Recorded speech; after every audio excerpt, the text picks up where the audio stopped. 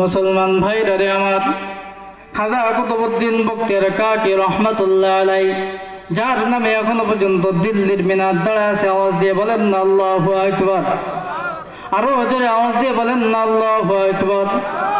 খাজা কুতুবউদ্দিন বখতিয়ার কাকি রহমাতুল্লাহ আলাই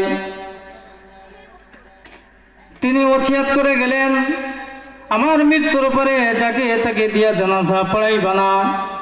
আমার মৃত্যুর পরে এমন একটা ব্যক্তি দিয়া জানাজা পড়াইবা। 4টা শর্ত দিয়া গেলেন। 1 নম্বর শর্ত হচ্ছে যার জিন্দেগিতে কোনোদিন আসরের সুন্নাত কাজা হয় নাই। 2 নম্বর শর্ত হচ্ছে যার জিন্দেগিতে কোনোদিন তাকবীর ওয়ালা ছোটে নাই।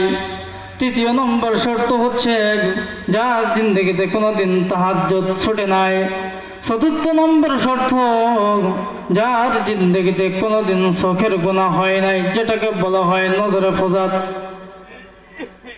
এমন 4 গুণওয়ালা ব্যক্তি যদি পেয়ে থাকো, তাহলে আমি খাজা কুতুবউদ্দিন বখতিয়ার কাকির জানাজার ইমাম হয়েও যদি না পেয়ে থাকো, তাহলে আমি খাজা কুতুবউদ্দিন বখতিয়ার কাকির ওসিয়ত, আমাকে বিনা জানাজায় দাফন দিয়া দিও।